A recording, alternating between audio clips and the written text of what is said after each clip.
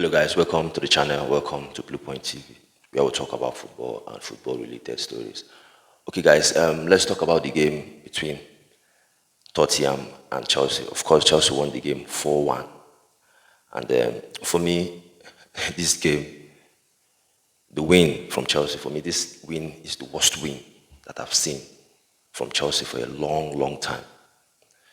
They scored four, which is good, but if you watch this game, like if you really watch the game, you go understand, say, this team, the Chelsea team, need a striker. You go understand why this team needs striker. It's funny to say that after they scored four, I'm still talking about this team needing a striker. It's funny. For me, Chelsea are supposed to score Tottenham like 10 in this game, between 8 to 10. Honestly, they're supposed to score Tottenham between 8 to 10 goals in this game. This game is supposed to end like 8-1 or 8-2, maybe if Tottenham takes some of their half chances, or 10-1 or 10-2. That's what this game is supposed to be. Because Tottenham, the manager, the coach of Tottenham, just gave Chelsea, listen, just go and do your thing. Play how you like to play.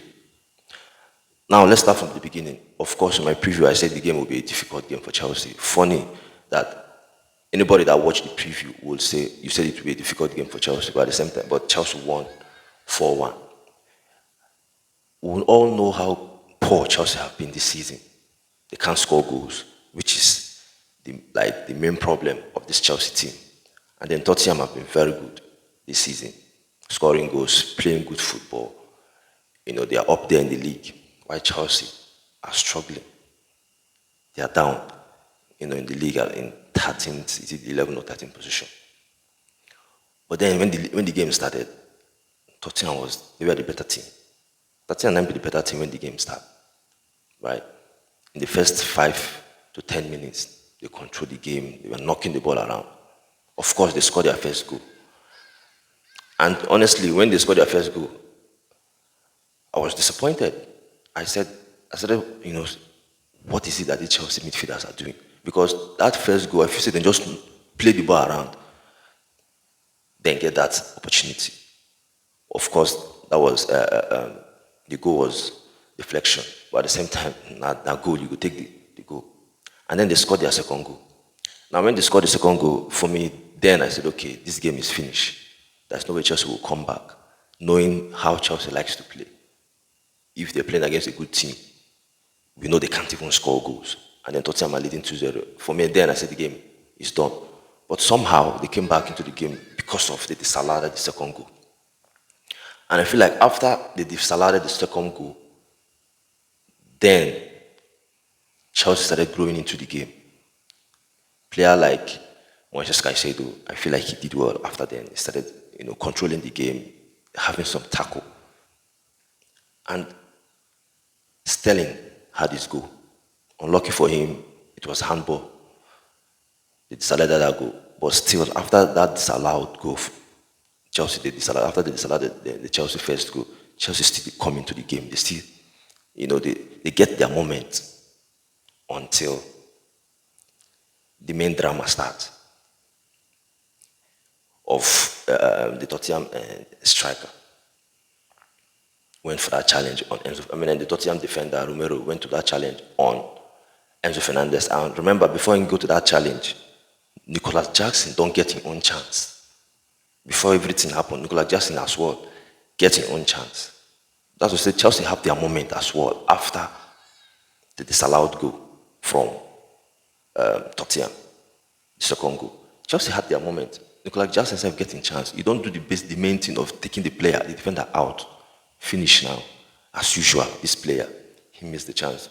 Very good save as well from the goalkeeper. I will not take that from the goalkeeper. I feel like the goalkeeper had a good save. But if not a good striker, I feel that striker would take that chance. If not Harry Kane find himself for that position, that chance with Nicolas Jackson missed, where the goalkeeper save, which was a good save. But I noticed that goalkeeper will save that ball. If it's a player like Christopher Nkunku in that position, after he does, take the defender out, I think Nkunku scores. I think Nkunku will score. Or if it's someone like Harry Kane, I think Harry Kane will score. Anyway, what happened, he missed the chance, and of course, the main, drama started off the penalty and a red card. And before that penalty, Moses Caicedo, very nice shot from outside the 18, which he scored. And then they started talking about offside, Nicolas Jackson in offside position. They cancelled the goal. I started asking myself, if maybe they no cancel that Caicedo goal, whether they for go back, they go review that action will happen there. Of course, they will not give the penalty because based on that play, Chelsea had a goal from Moses Caicedo. So if maybe Nicolas Jackson wasn't in an offside position, first we know say the penalty no go happen, but the red card possibly fit happen because of the challenge. If you see the red card will happen, but of course the penalty will not happen because there is goal already from the play.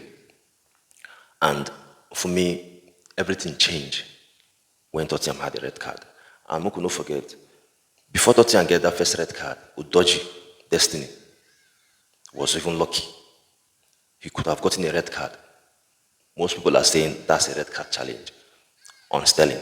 So people are saying supposed to get a red card for that first challenge when come on Sterling because he came with his 2 foot high. And we know say in football, when you come for challenge like that with your 2 foot, whether you get the player or not, most of the time it will be a red card. Yes, you don't really get the player. I feel like he just kind of scratch. He just touched Sterling. You don't really touch Sterling clear. But still, the guy, they lucky. I feel like the player was lucky not to have a red card. And even, what's his name? Romero that had a red card. He was even lucky as well that he not had the first red card that he was supposed to have. The challenge on Levi Cole. Remember, he kicked Levi Cole before he now had his red card. So, for me, I feel like Tottenham, they just give Chelsea this win. For me, I feel like they give Chelsea this win through the red card and how their manager set up the team after they get the red card. Now, of course, Chelsea won this game 4-1. Like I said before, Chelsea was supposed to score more in this game because of how Ange approached the game, especially in the second half.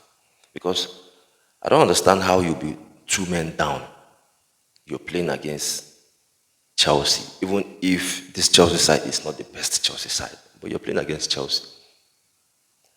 And you're playing that kind of high line. That is to say, you're just allowing them to do their thing. Because, let's be honest, this Chelsea team, they find it difficult to play against low block. It is clear, it's there to see.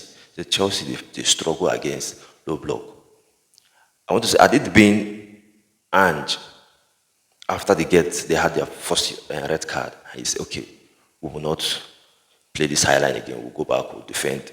I think Chelsea will struggle to score. Honestly, I feel like Chelsea will struggle to score because we know that they can't score goals.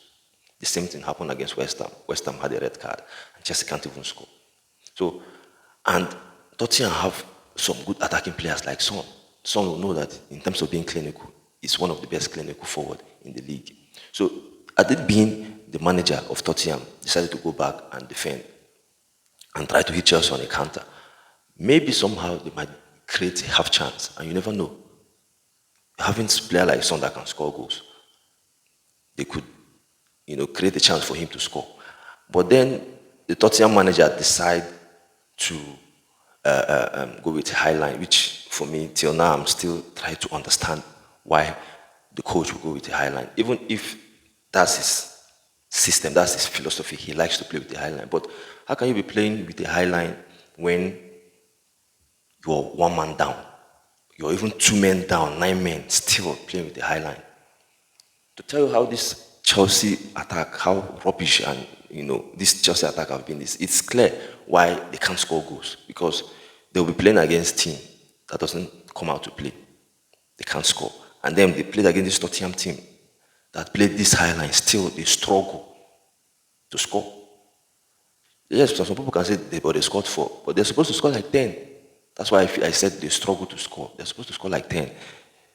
These attacking players, they are playing for a club like Chelsea. They don't know when to make the right runs to break that high line that Tottenham is keeping. Most of the time, they are timing their runs wrongly. Nicola Jackson is timing his runs wrongly. Sterling is timing his runs wrongly. If they manage to time it right, decision making, they can't. And for me, the Tottenham goalkeeper, wow, for me, that guy, 17 million Tottenham bought this keeper, and for me, I think he's a top goalkeeper. He has shown that he's a good goalkeeper. The guy they play like defender. I feel like he played like the last defender in this game. How many times when come cut the ball? So many times he came to cut the ball. If Chelsea managed to bypass that high line, you see the goalkeeper coming out to clear the ball. So aside from clearing the ball, he made some fantastic saves in this game.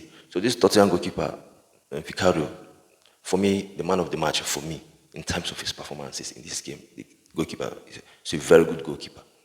So it's just disappointing to see that after Chelsea win or score 4 goals in this game and won the game against Tottenham 4-1, still I'm not satisfied. I'm not okay because before they scored that goal, this team was just stressing me.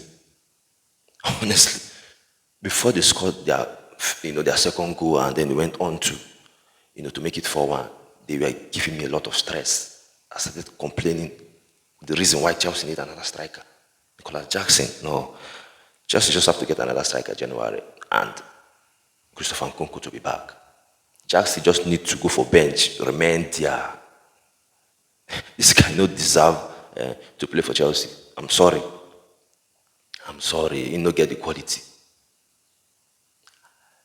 You know how many chances this guy was supposed, Nicolas Jackson for me was supposed to score like 6 or 7 goals in this game. Him alone. Look at the chance he missed. The header. How Jackson just missed that header. Even someone that doesn't play football is supposed to score that ball. If you need to play ball, that header you're supposed to score. It was very close range. Just head the ball. The way he's held the ball, it's clear that this guy as a striker, no. It's not good enough. And then even before he scored the 3 goals, he missed the chance. Just shoot the ball up. All these things, it's clear why they can't make Nicolas Jackson their top striker to take Chelsea this season. It is clear with this game alone. It is clear why Nicolas Jackson will not be or shouldn't be the Chelsea striker. So it's disappointing to see that after Chelsea scored 4 and won the game 4-1, still, most of the Chelsea fans are still not happy because Chelsea were supposed to score like 10. Considering how Tottenham approached the game, playing high line. I just wonder if Tottenham are playing against Manchester City, will Ange play this high line? Like say Tottenham played against Manchester City and then they find themselves in this same situation of having a red card or 2 double red card, playing 9 men or 10 men. Will Ange Postecoglou play a high line against Manchester City? Because Manchester City, they can score goals. They have a machine of a striker that can score so many goals. So if you're playing against Erling Haaland, will they keep the high line? Because I know if they keep the high line, Manchester City will score them even more than 10 goals. Because Haaland is a very good striker that can score goals, number 1. And 2, in terms of that, breaking that high line, he can do it very well. Manchester City, they will not be in a hurry. They will just easily bypass that high line from Tottenham if they are the one playing against Tottenham, and then Tottenham is 1 or 2 men down playing like this. So these Chelsea strikers, it's clear that this team, the strikers are not good enough. All of them. Sterling, Nicolas Jackson. Even when Modric came in, he was rubbish in this game. When he came in, rubbish in this game. For me, the players that I would even say did well are the defenders. Cucurella, when he came, I feel like he played well. The James, I feel like he played well. This Aziz and Thiago Silva, I feel like they played well. Then the midfield, for me, it was Caicedo. Enzo Fernandez wasn't even in the game for me. He wasn't even in the game. Caicedo, for me, played very well. Even before the red card for Tottenham, he was controlling the game in that few time that Chelsea have their moment. So for me, man, they just need to back Poch to get Poch. Chelsea have to get a striker in January. And then if Christopher Nkunku comes back, Christopher Nkunku and say they get someone like Ivan Toney, they have to be starting games for Chelsea because the attacking players we have now, they're not good enough. They are not good enough. And also another player that I feel like, have his moment as well was Cole Palmer. We shouldn't forget he scored the penalty and he had this moment. So it's funny. You just the funny. Say Chelsea win. Still, I'm not satisfied with the performance. I'm not satisfied with the performance. I'm not satisfied with the performance. So, your thoughts, your opinion on the game in general, the performance of this Chelsea team, and as well Tottenham. I mean, you think is the best in going with the high line after they are 1 man or 2 men down. Even Ange, I think after the game, I heard they interviewed him. He was saying even if they are 5 men, they will still be going. He will still be going for high line. He will still be approaching the game like that. That's how he plays. But for me, if you're a coach, you're approaching games like that, it doesn't make any sense. It doesn't make any sense because the very best coaches will not approach games like this if they are 1 man down. We shouldn't forget, Tottenham played against Liverpool. When Liverpool was 9 men down, even 10 men, they sat back, they defend, they started hitting Tottenham on the counter. This is club that we know likes to press. Clubs as well likes to keep high line. But against Tottenham, when they had a red card, when Liverpool had a red card, he went back, started defending. Even Pep Guardiola, I feel like if Guardiola find himself in that position, there's no way Guardiola plays high line. He will not. But yeah, what's your thought? What's your opinion on how the game went? And yeah, please guys, if you're watching the video on YouTube, subscribe to the channel Blue Point TV, like the video, and also if you're watching the video on Facebook, follow the channel Blue Point TV, like and share the video. Thank you guys. Well, I see you again. Stay safe.